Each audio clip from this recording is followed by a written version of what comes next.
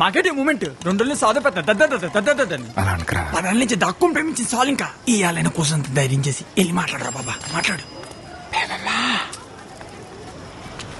గట్టి పిలివేమా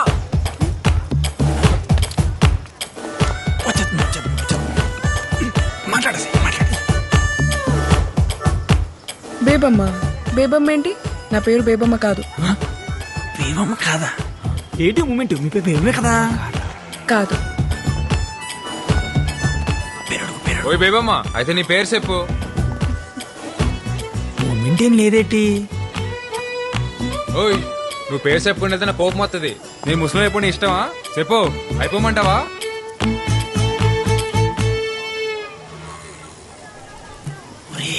ఏదో రాసుకుంటుందిరా. అవునరా.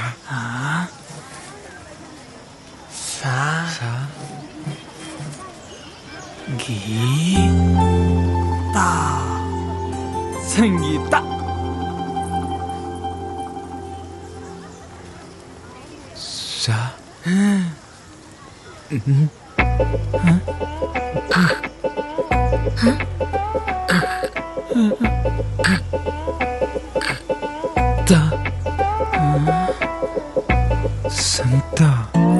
సంత. ఇప్పుడు అడిపోయినాదరా నీకు స్పీడ్ బ్రేకర్. సంతా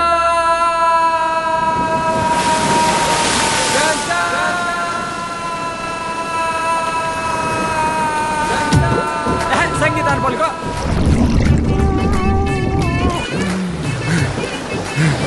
పలికేసేనా? ఏటి బాబా పలికేసింది? పలకలేదు, మళ్ళీ పలుక. పలుకో సంగీత.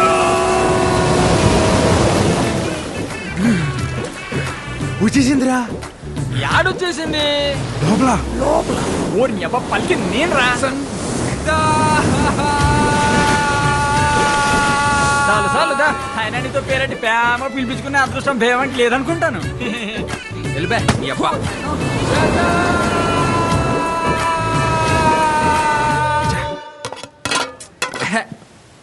దీనమ్మ. ఏంటి నన్ను ఇయ్యాలి చేపలు కోరేనా తొక్కలా? ఏటైనదిరా? నీకేట అవ్వలేదు. చిన్నప్పుడు నేను చేపలు తిని తిని వచ్చని తినేసాను. మీ తచ్చలు కూడా రేపు మాప పోయేట్టున్నాయి. ఎందుకు అంత కోపం? కోపట్టుకూడదు. కోపడితే ముసలోళ్ళు అయిపోతాం. ఇదో నాన్నోయ్, ఏట్రా? చెప్పింది మనసులో ఎట్టుకోకు, త్వరలో ముసలోడు అయిపోతావు. అట్టేనా? ఆ,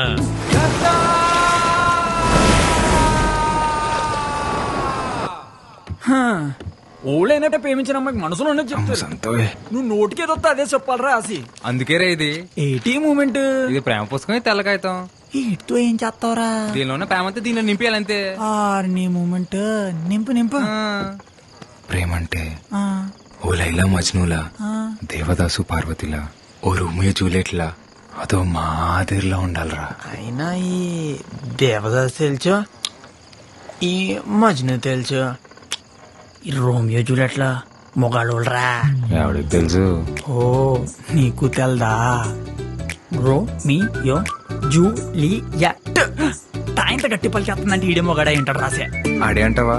ఆడే. ఈ కాగితం ముక్కుతో నువ్వు వాళ్ళ పక్కన చేరిపోతా రాసి. చేరిపోలే.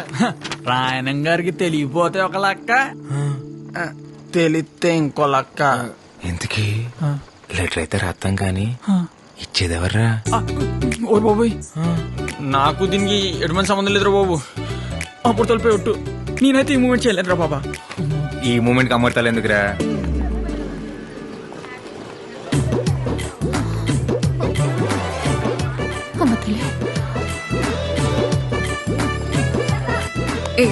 ఏం చేస్తున్నావు? నాకే తెలియదు, రాసిగాడు ఇమ్మన్నాడు.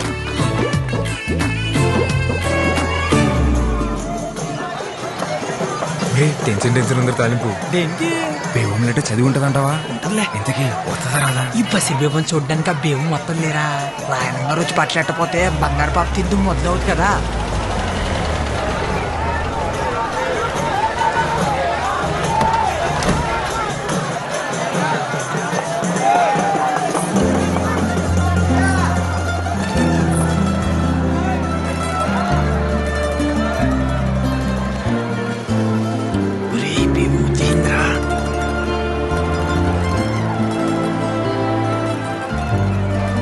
ఆక్స్ఫోర్డ్ భూముల గురించి మీతో మాట్లాడాలి. అనవసరంగా లెటర్ ఇచ్చేసినావు బేబంకి. ఇలాగే వెళ్ళి బేబం ముందు నిలబడిపోతే నీ ఒంటి కట్టిన సెంటల్ చేసి నువ్వు పేమి చేస్తామని వెంటనే తెలిసిపోద్ది. ఒరేయ్ బేబం చూస్తుందిరా.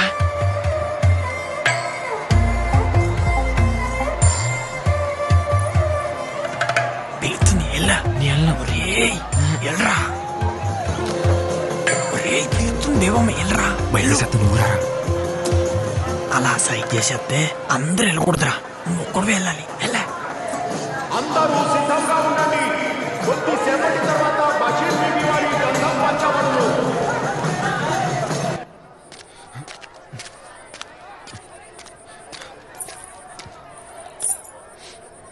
ఏంటి మొన్న పేరు అడిగి పిలవకుండా వెళ్ళిపోయావు? అంటే అది అది ఇది నువ్వు ఇచ్చిన లెటరే, చదువు. ఒరే తాలింపు, మన స్పీడ్ బ్రేకర్ మన ప్రేమకు స్పీడ్ బ్రేకర్ కాకుండా ఉండాలంటే ఈ కాగితం మొత్తం మన అక్షరాలతో నింపారా. ఇంచుపోయిన అక్షరం కాగితం నుంచి ఎలా పారిపోద్దో నేను సొత్తాను ఈ పూట. సరే చెప్తున్నాను చూడు, నువ్వు వచ్చాకే నా గుండె గూట్లో పండగొచ్చే. పొద్దు పొద్దున ముచ్చట 3 స్పీడ్ బ్రేకర్లు వచ్చేసాయి. చేసేస్తాను. స్పీడ్ బ్రేకర్లన్నీ అయిపోయారా? బాగుందంటావు ఇది. ఊరు బాబా పిల్లి చూసిందనుకో ఫ్లాట్. ఇలాంటి లెటర్ ఇస్తే ఏ అమ్మాయి ప్రేమించదు తెలుసా? నవ్వుతుంది. నేను లెటర్ ఇచ్చింది కూడా ప్రేమించడం కాదులే, నమ్మించడానికే. ఈ కాగితం రాసిన అక్షరాలు ఆల్వీలు వేయండొచ్చు, కానీ నువ్వంటే చిన్నప్పటి నుంచి అదో మాదిరి ఇష్టమని తాలింపుకే కాదు నాకు కూడా నేను చాలాసార్లు చెప్పేసుకున్నాను. అదో మాదిరి ఇష్టమా అంటే?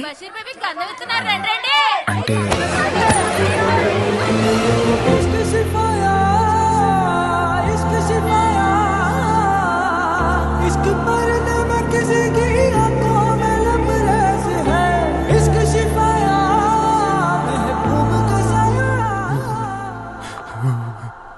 డాక్టర్ రాత్రి నుంచి చలిజ్వరం తోడుకెత్తున్నాడండి. దీనిని చూసి భయపడ్డారంటారా? ఏంటి జ్వరం వచ్చేసినదట, మీ బాబు గోలెట్టేస్తున్నాడు.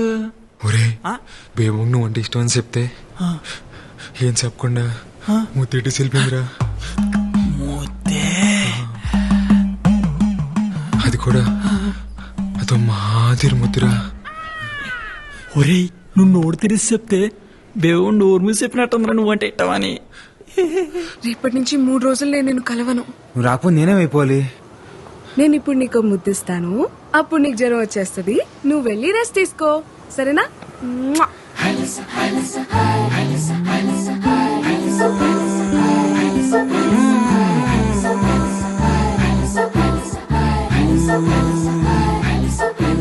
బేబమ్మని చూసి 3 రోజులు అయిపోయింది. సొక్క బానే ఉంటుంది కదా. రే దాసు నువ్వు ఇక్కడ రా.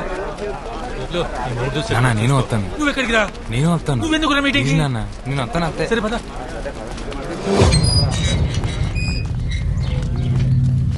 వెళ్ళండి వెళ్ళండి రోయ్, మీ కాంపుల కోసం ఇది ఆఖరి మీటింగ్. వెళ్ళండి. వీడి గో రోజునే కూర.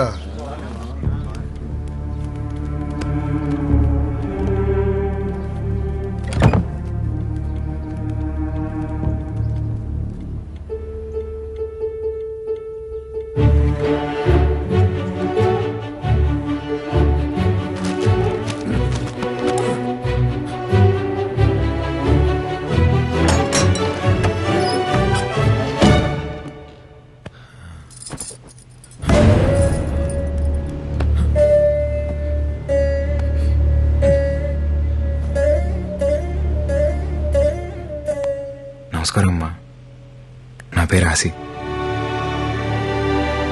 బేబమ్మ నా విషయాలు మీకు చెప్తుందో తెలియదు, కానీ మీ విషయాలు రోజు చెప్తుంది. బేబమ్మకు మీరంటే చాలా ఇష్టం అమ్మా.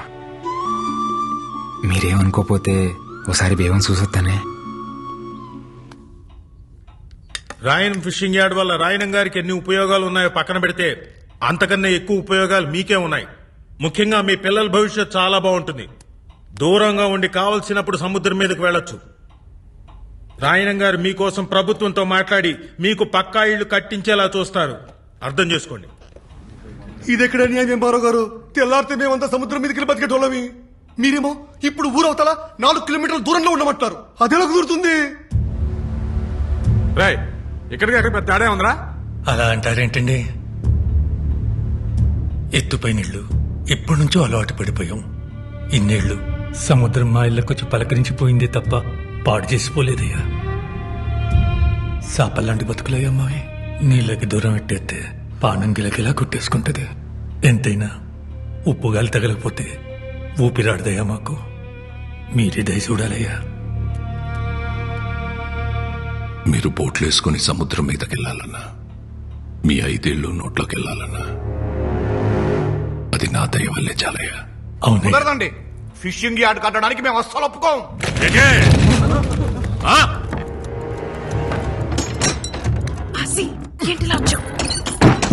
ఏమన్నా చూస్తే ఒక్కసారి మీదడితే తిరిగెళ్ళడానికి ఇదేమన్నా సముద్రం అనుకుంటున్నారా?